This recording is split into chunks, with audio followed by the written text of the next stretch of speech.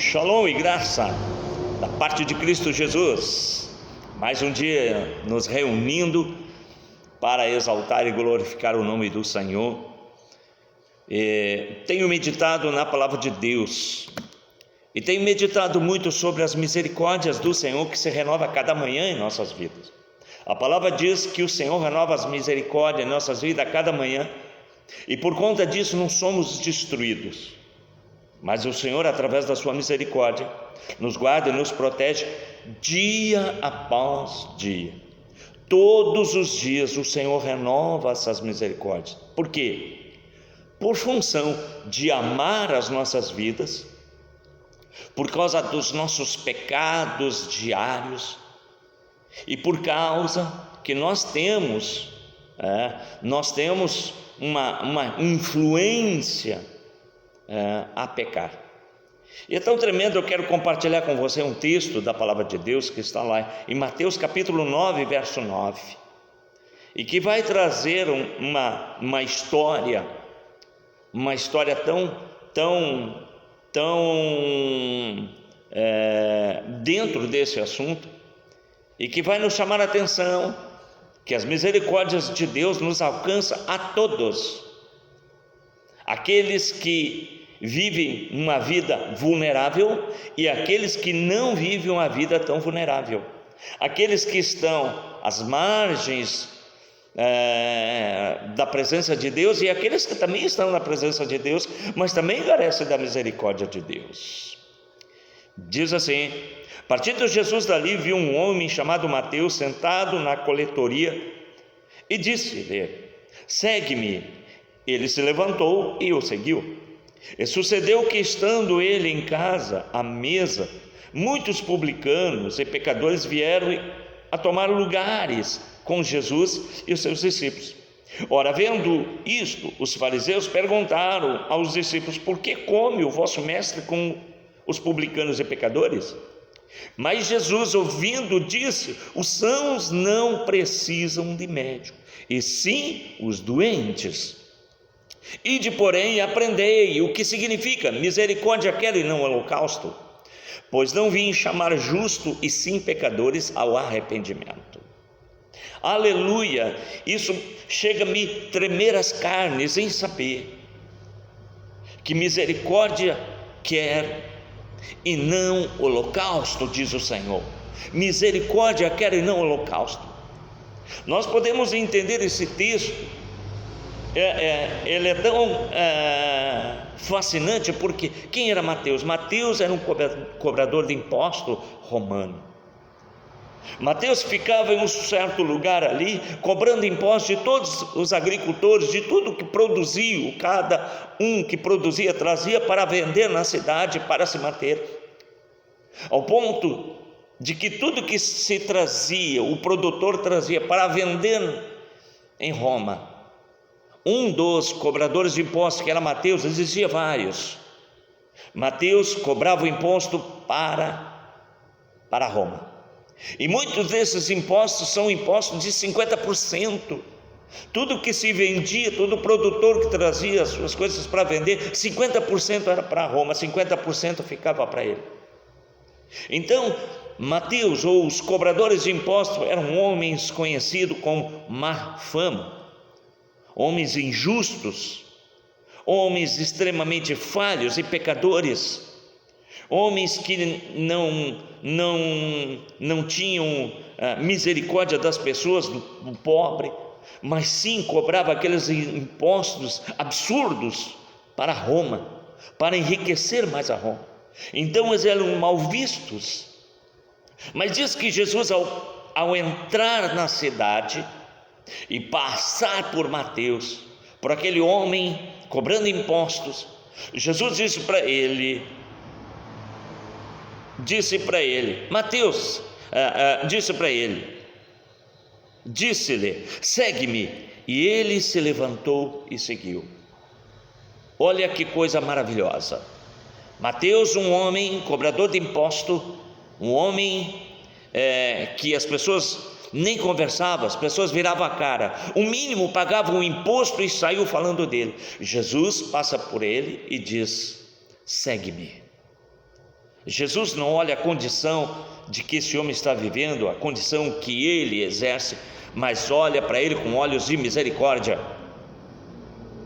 Olha para ele com olhos de misericórdia. E sucede-se que Mateus anda com Jesus em todos os lugares que Jesus vai. E à noite Jesus vai comer na casa de Mateus. E sentado à mesa ali, alguns fariseus, alguns religiosos.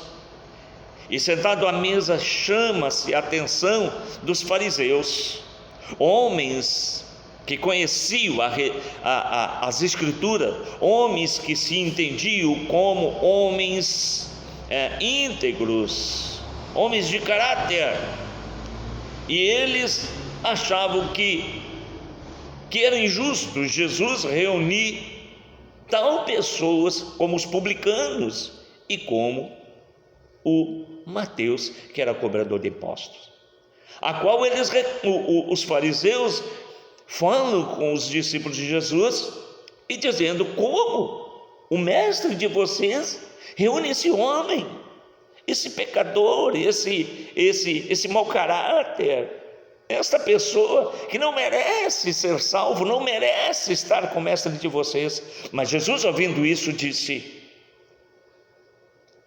os sãos não precisam de médico, e sim os doentes. Ide, Jesus falando, ide, porém, aprendei o que significa misericórdia quero e não holocausto, pois não vim chamar justo, e sim pecadores ao arrependimento. Mateus era um homem cobrador de impostos, uma pessoa mal vista, mas o Senhor olhou para ele com olhos de misericórdia, chamou, e ele obedeceu e o seguiu. Vemos que os fariseus, tremendamente orgulhosos da posição que ocupavam, não olhavam para aquele homem como merecedor das misericórdias e do perdão do Senhor, ao ponto de recitar, ao ponto de cobrar, ao ponto de se dirigir aos discípulos e dizer: como? Mas Jesus diz que os sãos não precisam de médico. Talvez aqueles fariseus achavam-se pessoas mais merecedoras ou menos pecadoras do que Mateus. E Jesus então vai dizer para aqueles homens: aprendeu o significado da misericórdia no holocausto.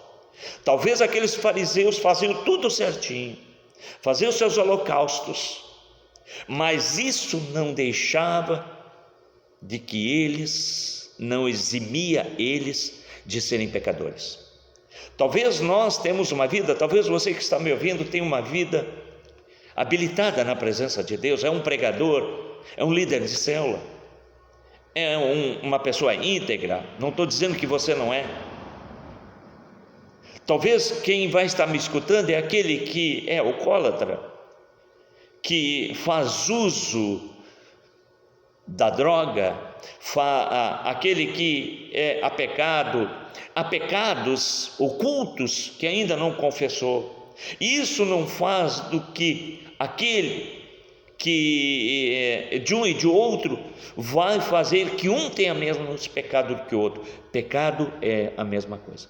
Romanos 3,23 diz que todos nós pecamos e carecemos da glória de Deus. Eu e você carecemos da glória de Deus, mesmo que aquele que está lá nas margens da sociedade, aqueles que estão lá afundados no pecado, afundados nos seus delírios, afundado na droga, afundado no alcoolismo, afundado na pornografia, afundado na infidelidade, não faz dele mais pecadores do que eu, que sou um pastor, você que é um líder de célula, você que é uma pessoa íntegra. Não faz diferença. Misericórdia sim, e não holocausto. E Jesus então vai dizer para eles: pois não vim chamar justos, e sim pecadores ao arrependimento. Primeira coisa que eu quero chamar a atenção de você, que Jesus nos chama, nos escolhe primeiro. Não foi nós que escolhemos o Senhor, mas Ele nos escolheu. Assim como escolhe a mim, assim como escolheu você, Ele escolhe aquele que está perdido, aqueles que está lá afundado nos seus delitos e pecados. Senhor não faz acepção de pessoa, mas nos chama. E você que me ouve, se você é um desses que está afundado nos seus delitos, hoje o Senhor te chama. Segue a Ele, assim como um dia Ele me chamou, assim como um dia Ele me encontrou e me fez seguidor. Siga, não há diferença entre mim e ti, não há diferença entre você e mim. Segunda lição que nós aprendemos desse texto: Deus não vê o nosso holocausto. É necessário que façamos os nossos holocaustos, sacrifícios, mas não são eles que vão fazer de mim melhor ou pior do que outra pessoa, mas sim a misericórdia de Deus que é derramada sobre a minha vida e a vida daquele que está afundado no pecado. O Senhor não veio chamar os sãos, não veio chamar os justos, porque o justo já é justo, e nós não vimos nessa vida nem o justo, a Bíblia diz, nem o justo. Portanto, todos nós carecemos da glória de Deus. Quero te dizer para você que hoje o Senhor te chama. Não importa onde você está, não importa como você se encontra, o Senhor te chama. Não há diferença de pecado e pecadinho, todos nós carecemos da glória de Deus. Por isso o Senhor te chama hoje, te levanta, segue o Senhor, em o nome de Jesus, amém.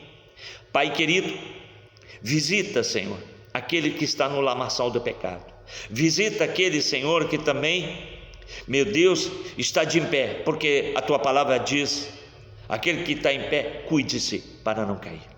Meu Deus, visita o órfão, a viúva, o drogado, o alcoólatra, visita, Senhor, meu Deus, o perdido, em nome de Jesus. Essa é a minha oração, em nome de Jesus, amém. Querido, quero convidar você a te inscrever neste canal, para que você possa estar sendo visitado pela presença de Deus e ouvindo uma mensagem de Deus para fortalecer o teu coração, para fortalecer a tua vida, em nome de Jesus, para a glória e honra do Senhor, amém. Até a próxima.